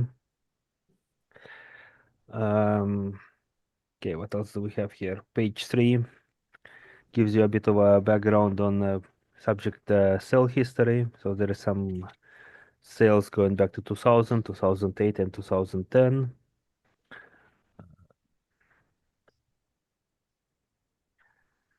Okay, page 4, income value summary. So we have a mix of units as follows: one bachelor, 27 one bedrooms, and 22 bedrooms. Average monthly rent $1,148.60. So page 4 overall provides calculation how the assessed value is calculated, arriving at NOI of 359,242,000, and cap rate is one of the major points here, the major point here in the dispute. City applies cap rate of 4.95%, arriving at capitalized income of 7,257,414, rounded to $7,257,000, and value per unit would be $151,187. Okay, so page 5 again show you rent comparables, what the rents in for similar type of buildings in the same area. And page 6 cap rate study, capitalization rates provided to you by the city. So a low rise B 4.75 to 5.45 for the city of Winnipeg 20th and 80th percentile, and also further data from Colliers, CBRE, and Cushman and Wakefield. Page 7, a bit more details on some excerpts from City of Winnipeg sales and cap rate calculations. Page 9 is income and expense provided by the property owner. And I guess cap rate information we've discussed in the previously, and that discussion would probably apply. Thanks. Open to your questions. Questions, Mr. Dupont? Do you know when you gave the effective age for this property? What year did you change that? No, I wouldn't know. The cap rate is 4.95. That's a low end compared to the broker's report at 5 to 6%. So why is it that low? Well, again, it is within the range of City of Winnipeg study, which is 4.75 to 5.45. It's model calculated as far as so I wouldn't know exactly why it is that the way it is, but it is within the range. That's all the questions I have. Okay, Mr. Arnell, questions? No questions, thanks. Ms. Anderson? No questions, thank you. Okay, and no questions. So your presentation, Mr. Dupont? If you look at the first page 2, a walk up, no balconies, etc. There's air conditionings under the windows in the upper 2 stories, and then you have basement suites. They don't have any air conditioning showing on the side of the building there. The 4th window on the side shows there's air conditioning, give up 2. So then for the photos, you have to go to way at the end, the last 2 pages. So we put that there, page 30 and 31. So they do have the modern appliances, stainless steel, and vinyl plank. So no, the dining room does not seem to have vinyl plank. I don't know what it has there. It appears to be vinyl sheeting, probably older. It feels older, but nevertheless, it's more renovated than the other property we've had here today, because they went with stainless steel appliances and vinyl plank. And the bathroom, the last page also shows vinyl plank there and a touch around. So if you go to our income approach, page 13, it's 1968, but they have the effective age 1988, and now that effective age is always very subjective. They added 20 years, making 20 years newer. Nevertheless, it's still the body of an older apartment.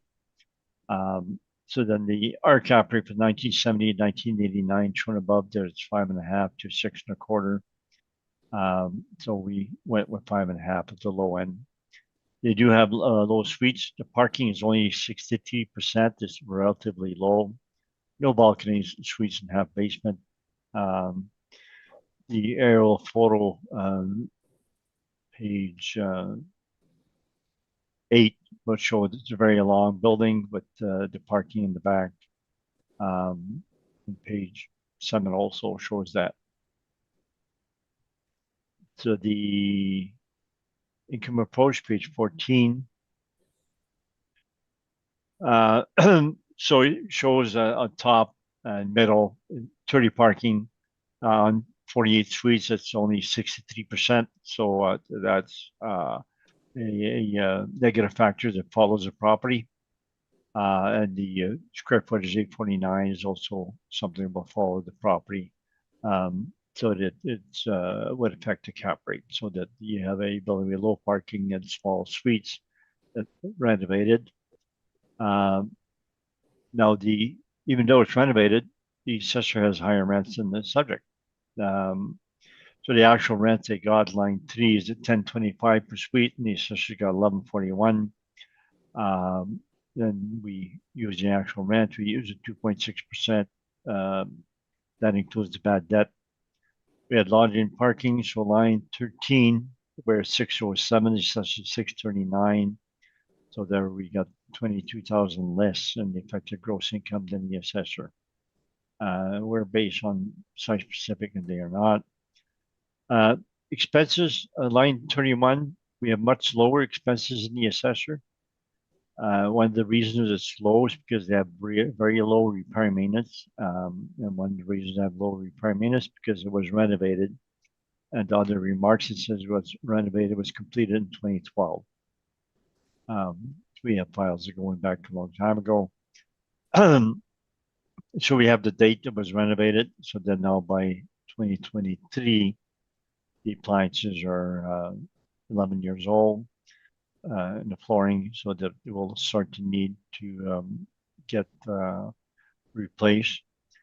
Page 15, there's no breakdown of the repair maintenance. They don't give very much, but we stabilize at 34,049, 709 per suite, which is at the low end. So we exclude the 2020 to get the amount. Yeah, super stimulate 709. So that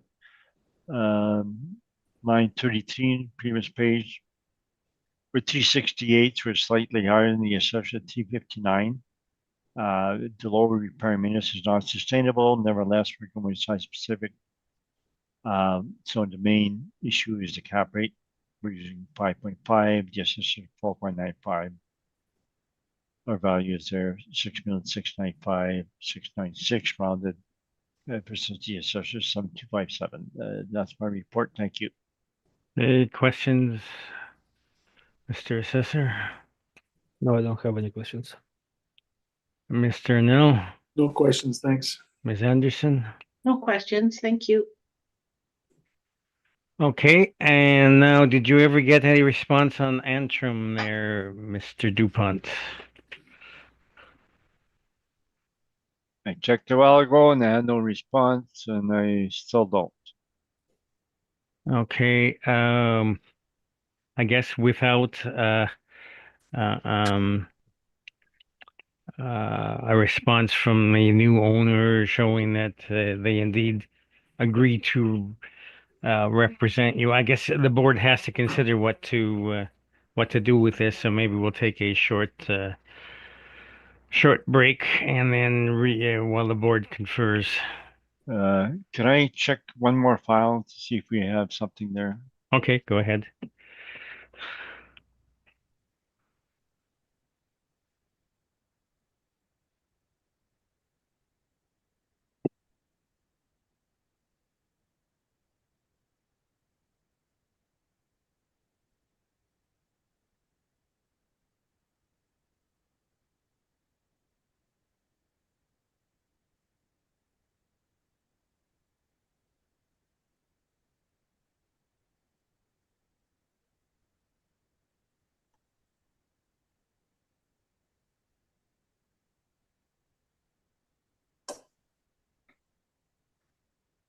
No, we don't have, I don't have anything. No LOA, letter of authorization from the new owner. Okay, then I guess we'll take a short break for the board to confer on this matter and then come back with a decision on whether to hear it or not, noting the city's objection. All right, thank you. Welcome back. Okay, regarding 21 Antrim, since the Mr. DuPont cannot produce a letter of authorization, then we will not be proceeding with this hearing on that property. So that means that we've now heard all the properties on today's agenda and the hearing is now adjourned. So thank you very much, gentlemen, for your capable presentations as usual. Thank you. Have a good day. Thank you. Evening, I guess. Yeah, evening. It's almost tomorrow. It is. Okay, thanks.